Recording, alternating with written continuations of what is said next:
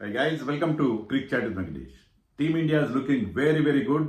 World Cup ముందు మన team performance కానీ టీంలో ఉన్న స్ట్రెంగ్త్ కానీ fire power and bowling strength అన్నీ కూడా బాగున్నాయి. They are ticking almost all the boxes. ఎలాంటి ఇబ్బంది లేదు. ఫీల్డింగ్ కూడా బాగా ఇంప్రూవ్ చేశారు. ఏదో ప్రాబ్లం ఉన్నాయి టీంకి బిఫోర్ ద వరల్డ్ కప్. ఒక్కటే ప్రాబ్లం కనిపిస్తుంది ఏంటంటే what we call in English embarrassment of riches. Selection తలనొప్పులు. అంటే ఎవరిని ఆడించుకోవాలి, ఎవరిని బెంచ్ మీద కూర్చోబెట్టాలి, ఒకవేళ ఇంజురీ రిప్లేస్మెంట్ ఉంటే ఎవరిని తీసుకోవాలి, ఎవరిని పక్కన పెట్టాలి, ఇలాంటివన్నీ చాలా గడ్డు సమస్యలుగా కనిపిస్తున్నాయి. Take the case of Sanju Samson versus Ishan Kishan. చాలా ట్రికీ ఇష్యూ. మామూలు విషయం కాదు అది. ఓకే, ఇషాన్ కిషన్ సూపర్ ఫామ్లో ఉన్నాడు, అది కంటిన్యూ చేశారంటే అలా కాదు కదా. అలా ఇప్పుడు సంజు శాంసన్కి how to give him enough opportunities. అతన్ని ఓకే ఒకప్పుడు ఓపెనర్గా దించారు, బాగానే ఉంది. మధ్యలో మళ్ళీ అతన్ని మిడిల్ ఆర్డర్లో ఆడించారు. ఏషియా కప్లో కానీ అంతకుముందు కానీ మిడిల్ ఆర్డర్లో ఆడించారు. ఒక 4-5 మ్యాచ్లు మిడిల్ ఆర్డర్లో ఆడించారు. అక్కడ అతని పర్ఫార్మెన్స్ బాగానే ఉంది. ఏషియా కప్ ఫైనల్లో కూడా I think is made some 20-25 runs, important runs చేసి ఒక పార్ట్నర్షిప్ వచ్చింది అతనికి తిలక్ వర్మకు మధ్య. బట్ అతను అవుట్ ఆఫ్ పొజిషన్ ఆడుతున్నాడు. అతనికి he's basically he has done well as an opener. మళ్ళీ సౌత్ ఆఫ్రికాతో ఒక మ్యాచ్ ఓపెనర్ ఆడాడు, 37 అంతా చేశాడు, బాగా చేశాడు. ఇప్పుడు ఇక్కడ అవకాశం ఇచ్చినప్పుడు వరుసగా మూడు మ్యాచ్లు ఫెయిల్ అయ్యాడు.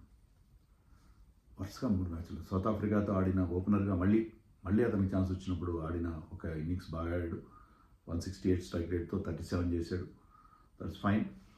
అంటే పవర్ ప్లేలో అతను అభిషేక్ శర్మ మనకు కావాల్సిన ఇంపటస్, ఎక్స్ప్లోజివ్ స్టార్ట్ అందించారు. అక్కడ వరకు బాగానే ఉంది. కానీ న్యూజిలాండ్తో జరిగిన సిరీస్లో వరుసగా 3 మ్యాచ్లు ఫెయిల్ అయ్యాడు. కానీ ఆ ఫెయిల్యూర్ని మీరు అంత సీరియస్గా తీసుకోవాలి. ఎందుకంటే టీం ఎలా ఆడుతున్నారు ఇప్పుడు, కమ్ వాట్ మే, నువ్వు గో ఫర్ యువర్ షాట్స్.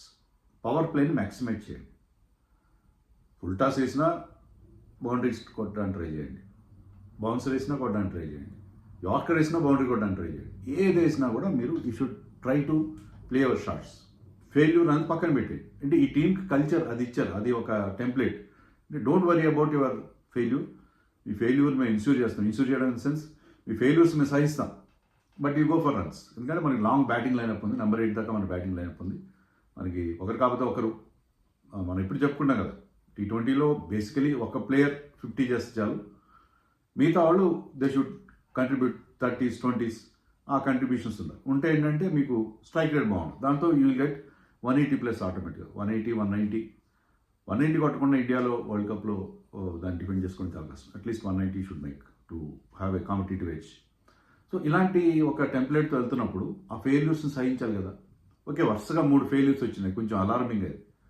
ఇంకోటి ఏంటంటే మొగుడు కొట్టినందుకు కాదు తోటి కోడలు నవ్వినట్టు అని తెలుగులో సామెత ఉంది. అంటే నేను ఫెయిల్ అవ్వడం కాదు, నా కాంపిటేటర్ ప్రమాణ క్లిక్ అవుతున్నాడు. ఎవరు? Ishan Kishan is playing like A dream.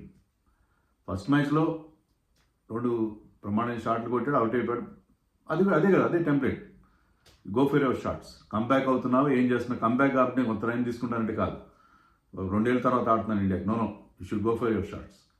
సంజుకైనా అదే మంత్రం, ఇతనికైనా అదే మంత్రం. సో అలాంటప్పుడు అవుట్ అయ్యాడు. కానీ తర్వాత సెకండ్ T20లో అద్దరు కొట్టేశాడు, మామూలుగా కాదు, ట్రిమెండస్ ఇన్నింగ్స్ అది. అండ్ థర్డ్లో కూడా దాన్ని కంటిన్యూషన్ చేశాడు. పెద్ద స్కోర్ చేయకపోవచ్చు కానీ ఆ అర్జెన్సీ, ఆ మొమెంటం దాన్ని కంటిన్యూ చేశాడు. సో ఇషాన్ కిషన్ అంత బాగా ఆడుతుంది. అది కొట్టే షాట్స్ కూడా బ్రహ్మాండంగా ఉన్నాయి. అంటే ఈ shots of a man in great form. మంచి ఫామ్లో ఉన్న బ్యాట్స్మెన్లు ఆడుతారు. Is in great form. డొమెస్టిక్లో అదరు కొట్టేశారు కదా ఈ మధ్య. సో ఇద్దరిలో ఎవరిని ఆడించుకోవాలి? తిలక్ వర్మ. మరి అది కూడా చెప్పాలి. తిలక్ వర్మ ఎంట్రీ కొంచెం లేట్ అయ్యేట్టుగా ఉంది. అది లేటెస్ట్ న్యూస్ ఏంటంటే తిలక్ వర్మ టీంతో జాయిన్ అవుతాడు, బట్ అతను సెంటర్ ఆఫ్ ఎక్సలెన్స్లో is going through that rehabilitation. అతను ట్రైన్ అవుతున్నాడు, బట్ ఏంటంటే ఇంకా మ్యాచ్ ఫిట్నెస్ సాధించలేదు అనేది latest report. Devendra Pandey of Indian Express కానీ వీళ్ళు ఇచ్చిన ఇంటర్వ్యూ ఇంకా అతను ఫుల్లీ రికవర్గా, అంటే మనకు అఫీషియల్గా రాలేదు. Devendra Pandey is almost like official. అతనికి అంటే రోహిత్ శర్మ ఉన్నప్పుడు అతనికి ఎక్కువ న్యూస్ వచ్చేది. కానీ దేవేంద్ర పాండే చెప్పింది ఏంటంటే, ట్వీట్ చేసింది, అతను ఇంకొక ఈ లాస్ట్ 2 T20కి అతను ఆడకపోవచ్చు. He will join the team in the first week of February first వీక్లో మనం ఒక వార్మప్ మ్యాచ్ ఆడబోతున్నాం. అది సెకండ్ థర్డ్ ఫోర్త్ ఏదో కన్ఫ్యూజన్ ఉంది. ఎవరితో సౌత్ ఆఫ్రికా ఆడతాం, ఇండియాతో ఆడతాం, ఎన్ని రకాల కన్ఫ్యూజన్. మనం ఒక వార్మప్ మ్యాచ్ ఆడబోతున్నాం. సో అతను డైరెక్ట్లీ వరల్డ్ కప్లోకి రాడు, ఒక వార్మప్ మ్యాచ్ ఆడి వస్తాడు. ఈ 2 మ్యాచ్లు కూడా స్కిప్ చేస్తాడు అనేది అన్అఫీషియల్గా అప్పుడు వస్తున్నాం. సో అలాంటప్పుడు సంజుని కంటిన్యూ చేయాలి, 2 మ్యాచ్లు కూడా అతనికి అవకాశం ఇవ్వాలి. ఎందుకంటే మీరు ఓపెనర్గా అతనికి ఇచ్చింది సరిగ్గా వరల్డ్ కప్ ముందు ఈ చేంజ్ చేశారు కాబట్టి అతనికి మరి ఫెయిల్యూర్ అనేది అవుతుంది కదా. మరి టీం విన్ కోసం వెళ్తాం, ఆ ఫెయిల్యూర్ని సహించాలి. అశ్విన్ అదే అంటాడు, ఇలాంటి సర్కస్లు మంచిది కాదు, ఫామ్లో ఉన్నాను ఈరోజు ఆడించి ఫామ్లో వెళ్ళిన పక్కన పెడతామంటే కాదు కదా, మీరు ఓవరాల్ కంటెస్ట్లో తీసుకోండి అని అశ్విన్ అంటాడు. But at the same Ashwin కూడా ఏమంటాడంటే ఇషాన్ కిషన్ మామూలుగా ఆడట్లేదని అశ్వినే అంటాడు. నాకు సంజు శాంసన్ చాలా నాకంటే అశ్విన్కి చాలా క్లోజు, కానీ ఇషాన్ కిషన్ కూడా బ్రహ్మాండంగా ఆడుతున్నాడు. సో ఇది చాలా చాలా టిక్లిష్ వ్యవహారం ఇది. సో ఇద్దరు అంటే తిలక్ వర్మ రిటర్న్ అయితే ఇద్దరిలో ఒకరిని కూర్చోబెట్టాలి, తప్పదు కదా. Tilak Varma batting number 3. సంజుకున్న అడ్వాంటేజ్ అంటే ఇది రైట్ హ్యాండర్. ఒకప్పుడు లెఫ్ట్ హ్యాండర్ తక్కువ ఉండేవారు ఇండియన్ టీంలో. ఇప్పుడు లెఫ్ట్ హ్యాండర్స్ ఓవర్ అయిపోయారు. మీకు Shivam Dube left hander, Axar Patel left hander, Rinku Singh left hander. So మీకు అంతా హార్దిక్ పాండ్యా, సంజు శాంసన్ తప్ప ఎవరు కనపట్లేదు అక్కడ right handers. So right handers are in short supply. అది సంజుకున్న అడ్వాంటేజ్. లేకపోతే సూర్యకుమార్ ఆఫ్ కోర్స్, 3 మాత్రం ఉన్నారు మీకు. Out of 8 only 3 right handers are there. So మీకు అలా అయితే మనకి వరుసగా 3 లెఫ్ట్ హ్యాండర్స్ అయిపోతారు. సో బట్ అంటే నేను I'm not defending Sanju Samson. ఇప్పుడున్న ఫామ్లో మీకు ఫస్ట్ చాయిస్ ఖచ్చితంగా ఇషాన్ కిషన్ అవుతాడు, దాంట్లో సందేహం లేదు. కానీ సంజుకి ఒక ఫెయిర్ ఛాన్స్ ఇవ్వాలి, రిమైనింగ్ 2 మ్యాచెస్ కూడా ఆడించాలి. లేదు శ్రేయస్ గారికి ఛాన్స్ ఇవ్వాలని మీరు అనొచ్చు, శ్రేయస్ ఫ్యాన్స్ అనొచ్చు. అవసరం లేదు, ఎందుకంటే శ్రేయస్ గారు మెయిన్ టీంలో వచ్చే ఛాన్స్ లేనప్పుడు అతన్ని ట్రై చేయడంలో అర్థమే ఉంది. వీళ్ళైతే మహా అయితే ఒక మ్యాచ్ ఆడిస్తారేమో, ఎందుకంటే ఒకవేళ తిలక్ వర్మ గాడ్ ఫర్బిడ్ అతను కనుక అవైలబిలిటీ లేకపోతే శ్రేయస్ బ్యాటిల్ రెడీగా ఉండాలి కదా. కానీ తిలక్ వర్మ రికవరీ అనేది it is only a matter of time. So team is ready to wait for him. అలాంటప్పుడు శ్రేయస్ ఆడించకుండా వీళ్ళిద్దరినీ కంటిన్యూ చేస్తూ వాళ్ళిద్దరి ఫామ్ని టెస్ట్ చేసుకుంటూ ముందుకెళ్లాల్సిన అవసరం ఉంది. ఖచ్చితంగా సంజుకి మరికొన్ని ఛాన్సులు ఇవ్వాలి, ఫెయిర్ ఛాన్స్ ఇవ్వాలి అనుకుంటున్నాను. ఇప్పుడున్న పరిస్థితి as of now Ishan Kishan ఆ పెకింగ్ ఆర్డర్లో చాలా ముందున్నాడు, చాలా అంటే చాలా ముందున్నాడు, దాంట్లో అలాంటి సందేహం లేదు. But Sanju should get couple of more chances అని నేను అనుకుంటున్నాను. సో అది చాలా కష్టమైన విషయం, సెలెక్టర్స్కి చాలా పెద్ద తలనొప్పితో కూడుకున్న విషయం. అదొకటి. రెండోది బిష్నోయ్ ఎందుకు తీసుకొచ్చారు సడన్గా. బహుశా నేను అనుకోవడం వాషింగ్టన్ సుందర్ ఇంజరీ కొంచెం సీరియస్ ఏమో. అతను సిరీస్ మొత్తం రూల్డ్ అవుట్ అయిపోయాడంటే ఎప్పుడు వస్తాడు అతని గురించి మనకి ఎలాంటి సమాచారం లేదు. Tilak Varma already central of ఎక్సలెన్స్లో ఉన్నాడు, అతను రికవర్ అవుతున్నట్టుగా వార్తలు వస్తున్నాయి. కానీ సో వాషింగ్టన్ సుందర్ లేనప్పుడు సెలెక్టర్స్ చేసిన మంచి పని they did not go for another allround. Tanush కోటియాన్కి వెళ్తాం, సారాంష్ జైన్కి వెళ్తాము, లేకపోతే ముషీర్ ఖాన్కి వెళ్తాము, ఇలా అనుకుండా వాళ్ళు they went for a specialist front line bowler. ఎందుకంటే ఎప్పుడైతే హర్షిత్ రాణా మీకు బాగా బ్యాటింగ్ చేస్తున్నాడో మీరు ఆల్రౌండర్స్ గురించి తెగ వరి అవ్వాల్సిన అవసరం లేదు. ఆల్రెడీ మీరు టీంలో అక్షర్ పటేల్ ఉన్నాడు, హార్దిక్ పాండ్యా ఉన్నాడు.